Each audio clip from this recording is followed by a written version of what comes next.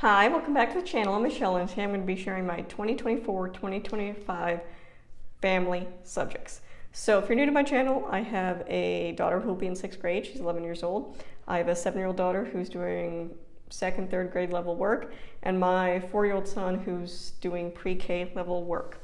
So this will obviously be aimed at my 2 older children, my 7 and 11-year-old. The 4-year-old can come and go as he pleases to participate in group subjects. So I'm actually going to turn the camera around and show you some of the things I physically have, and then I'm going to take you to my computer and show you some of the digital things I have that I will be using this year.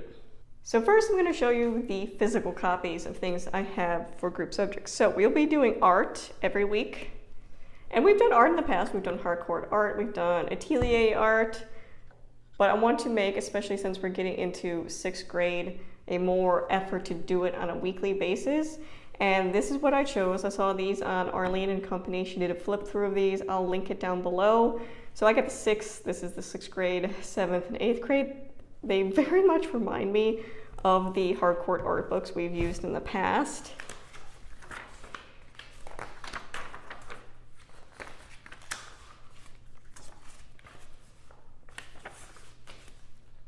But each of them have studio activities, so it gives you opportunities to try what you're learning about.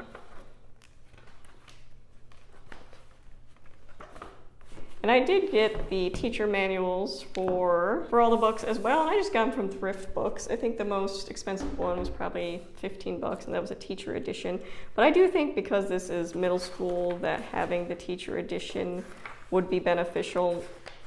So yeah, this breaks it down that this is 6th, this is 7th, this is 8th. That is our plan for art through middle school. Take you to... So I do like that these added resources, questions, answers are in there. Check for understanding, assessment opportunities. Obviously, since it's an older curriculum, any type of links or videos probably wouldn't work, but I do think it's important because I'm not an art history major. I didn't do anything with art in high school or college, that having this resource I think is really beneficial to me. But we'll be doing the art for next year, so that is my plan. The other thing we will continue that we've done this last year is philosophy. Both my 7 and 11-year-old really enjoyed it this past year, and you can see we got halfway through the book, so we will continue with this. And it's brought up some really good discussion. I think this is a great age, especially with my 11-year-old who's kind of, figuring out the world, and my 7-year-old is very much in still the concrete black and white type of world. That brings up really good questions, it brings up really good discussion, that we will continue to do this, and it's only once a week. So that is everything I have physical copies of. Next, I'm gonna take you to my computer and show you the digital things we'll be using this year. So the first thing up will be history. So this past year, we spent the year using O Freedom US History, and it went really well. It was a great introduction into history. The story's not told, the voice is not heard, but covering US history takes a really long time. You're going over a really long span of time. So I wanted to break it into 2 years. So the first year, I wanted it to be more of the other perspective, that my children have the stories and people to connect the history to. So for our second year of US history, I chose core knowledge, history of the United States, pre-colonial to the 1800s and late 1800s to modern times. So you can see this is a history curriculum. And I've used history curriculums in the past with core knowledge. And is it the most inclusive? No, but I think it's better than a lot of things out there. And this is also completely free online.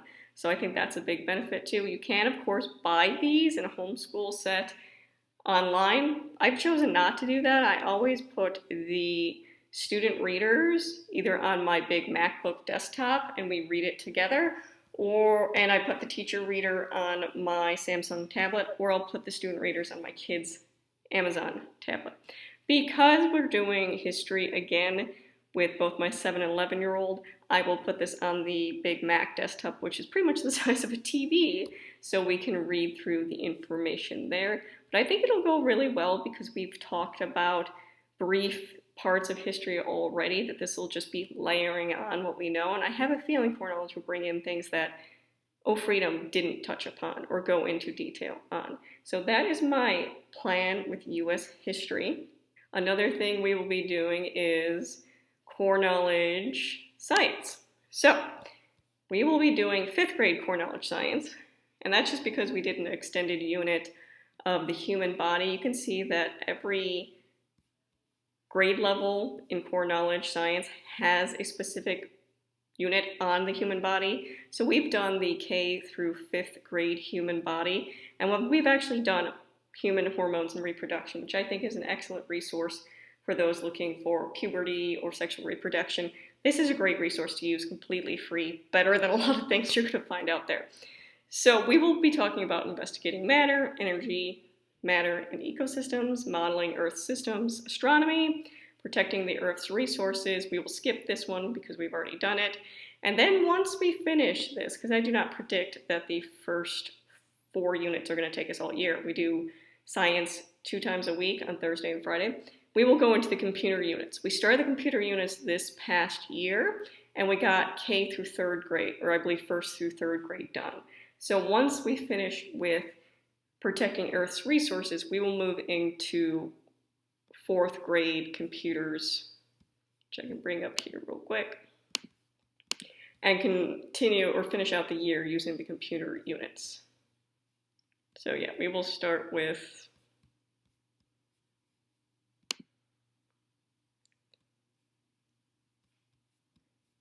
problem-solving computers for the 4th grade unit, and then we will go into the 5th grade unit, which is designing computer programs. And of course, we'll do coding and things along with that as well, but I think that will probably round out our year of science.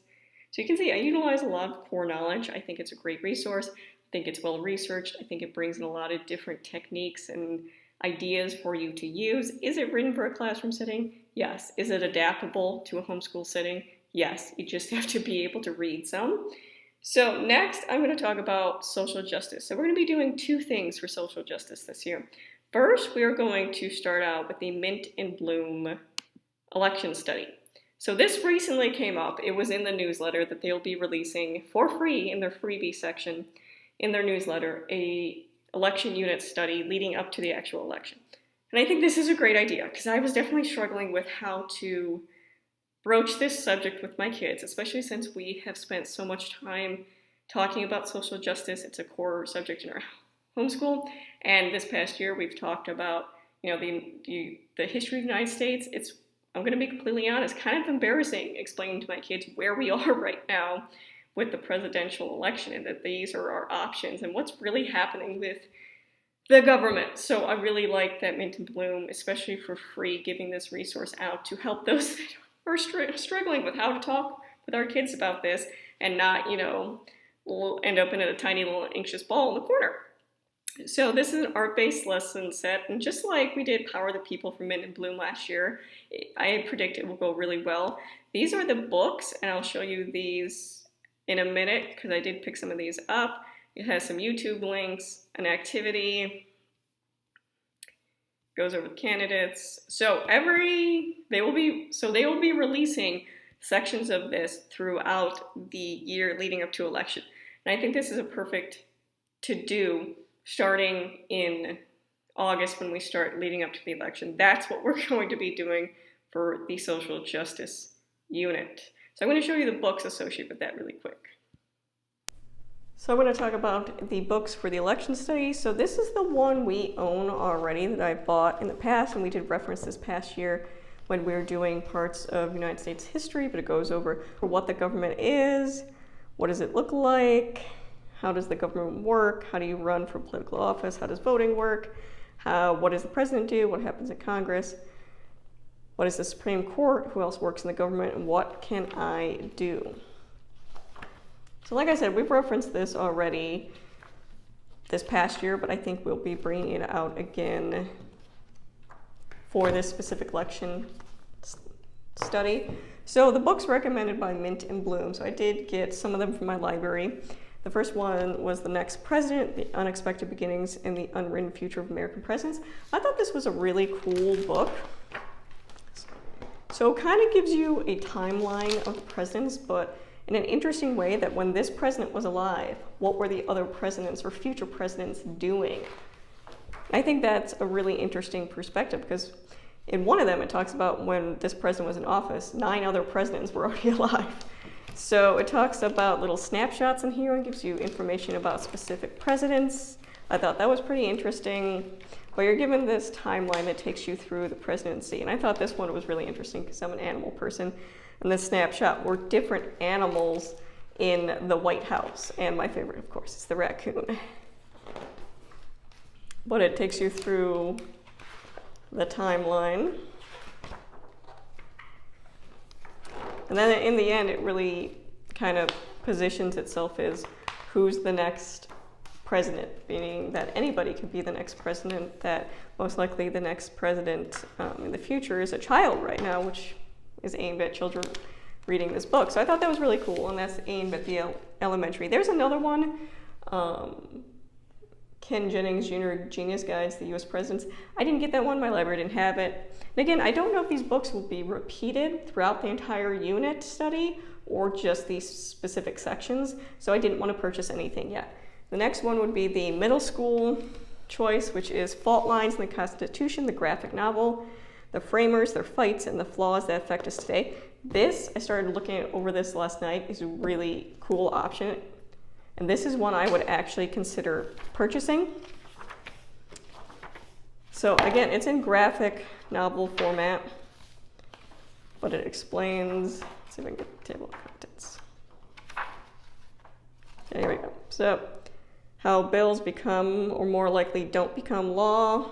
Hello, can you hear me? Cherry picking voters, taxation without representation, for America through a party, would you let me in? Who can vote? How do you know? Voting rights, voter, who gets to represent your state, restrictions, the college with no courses or credits, the electoral college. It's funny, my kids learned this past year about the electoral college and were really upset about how it works.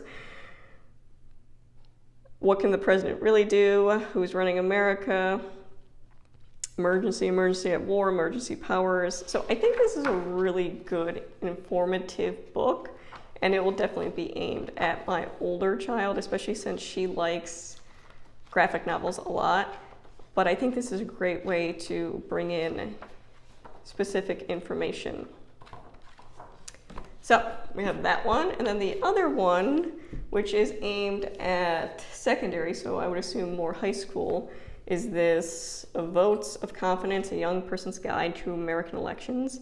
Now, they do have a more updated version. There's a 3rd edition that gives more updated information. My library doesn't have that one. Again, not sure I want to purchase these books. Library is a great place to check out books, but it's the same things as the other books: American government, how voting works, party time, voting, what's going on, polls, debates, money, more ways to get involved. And the introduction does go over the previous election year, so this one goes over the 2016, but the rest of the information is pretty the same as previous editions. So American Government 101, though after recent things coming into the Supreme Court, I have a feeling that they might have to rewrite some of the parts of the chapters in the future.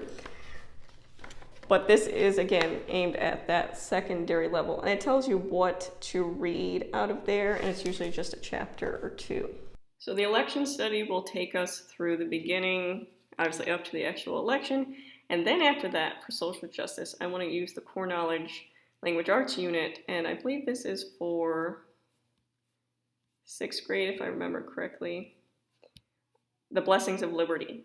And the Blessings of Liberty, Voices for Social Justice and Equal Rights, focuses on movements for justice, rights, and freedom in the United States by addressing historical subjects through language arts, examines the dialogue that has evolved between the ideas enshrined in the Constitution of the United States and subsequent political, social, and legal movements and texts. So I think this will be really good because, again, by this time, my kids have covered a lot of United States history. I want to focus on the people and specifically the social justice issues being addressed during this historical time. So again, the student reader will either be put on my kid's tablet or my desktop. The activity book I will print out, and then the teacher guide will be on my Samsung tablet. But that is my plan for social justice for the year. So that is an overview, what we plan on doing for group subjects this year. History would be core knowledge US history, art would be the exploring art program, science we're going to do core knowledge grade 5, we'll do the philosophy book, social justice we're going to do the election study from Mint and Bloom, and then blessings of liberty from core knowledge. And then of course in December we also do a specific study. We do an Advent study, but we also do a specific study depending on what my kids want to do. So in the past we've done Sinterklaas, Santa Claus, we've done Hanukkah, we did St. Lucia Day. So we'll figure out when we get closer to December what that specific unit study will be in December, but I'll update as that happens. But I'm excited for group subjects this year. I think we're going to get into some really interesting and heavy topics, especially with the focus so much on history and what's currently happening with elections. And it can be, like I said, difficult to talk about these topics, especially as they're happening. But I'm really excited to get into the election unit study and really have my kids understand that just because you don't like how something is going doesn't mean you bury your head in the sand, that you still have to educate yourself on it. You still have a voice. What you say matters.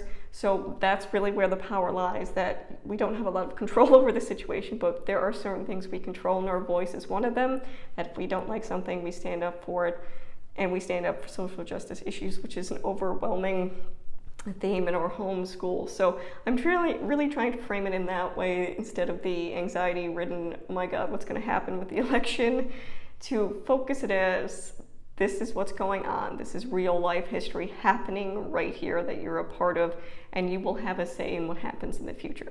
So if you have any specific questions about any of the curriculum I mentioned in this video, leave them in the comments below. If not, thank you for watching.